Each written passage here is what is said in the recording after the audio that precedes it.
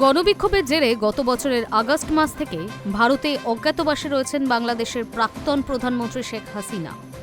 কবে নিজের দেশে ফিরবেন তিনি? শনিবার এই বিষয়ে ভারতের বিদেশমন্ত্রী এস জয়শঙ্করের বক্তব্য, এটি হাসিনার ব্যক্তিগত বিষয়। নিজের দেশের পরিস্থিতি বিচার করে সিদ্ধান্ত নেবেন তিনি। সংরক্ষণ বিরোধী ছাত্র আন্দোলন তথা গণবিক্ষোভের জেরে গত বছরের আগস্ট মাসে আওয়ামী লীগের ১.৫ দশকের শাসনকালের সমাপ্তি হয়। সেনার পাহারায় দেশ ছাড়েন হাসিনা। এরপর থেকে ভারতের রাজনৈতিক আশ্রয়ে আছেন তিনি। অন্যদিকে মুজিব কন্যা দেশ ত্যাগী হতেই তার বিরুদ্ধে মামলার বন্যা বইয়ে দিয়েছে মোহাম্মদ ইউনূসের নেতৃত্বাধীন অন্তর্বর্তী সরকার। ইতিমধ্যে গণহত্যার মামলায় বাংলাদেশের আন্তর্জাতিক ট্রাইব্যুনাল আদালত ক্ষমতাচ্যুত শেখ হাসিনার ফাঁসির আদেশ দিয়েছে। তার যাবতীয় সম্পত্তি রোগ করে তা দিয়েই নিহতদের পরিবার এবং আহতদের ক্ষতিপূরণের নির্দেশ দেওয়া হয়েছে। পাশাপাশি জমি দুর্নীতি মামলায় হাসিনার ২১ বছরের কারাদণ্ডের নির্দেশ দিয়েছে ঢাকার একটি আদালত। এই অবস্থায় হাসিনার প্রত্যর্পণ নিয়ে চাপ দিচ্ছে ঢাকা।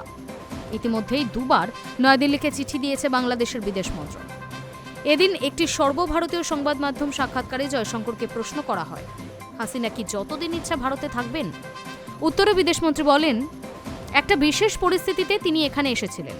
আমার মনে হয় সে সময়ের পরিস্থিতি স্পষ্ট করেছে তার সঙ্গে কি ঘটেছিল।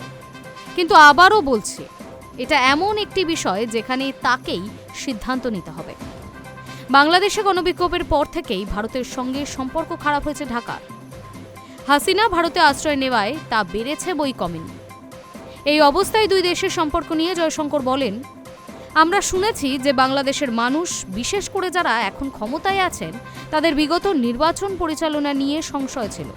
নির্বাচনটাই যদি ইস্যু হয়, তবে সবার আগে সেখানে সুষ্ঠু এবং অবাধ নির্বাচন হোক। ভারতের বিদেশমন্ত্রীর বক্তব্য, প্রতিবেশী দেশে গণতন্ত্র প্রতিষ্ঠিত হোক। তিনি বলেন, আমরা বাংলাদেশের মঙ্গল কামনা করি। একটি গণতান্ত্রিক দেশ হিসেবে আমরা মনে করি যে কোনো গণতান্ত্রিক দেশ গণতান্ত্রিক প্রক্রিয়ার মাধ্যমে জনগণের ইচ্ছা পূরণ করুক। Hi news network.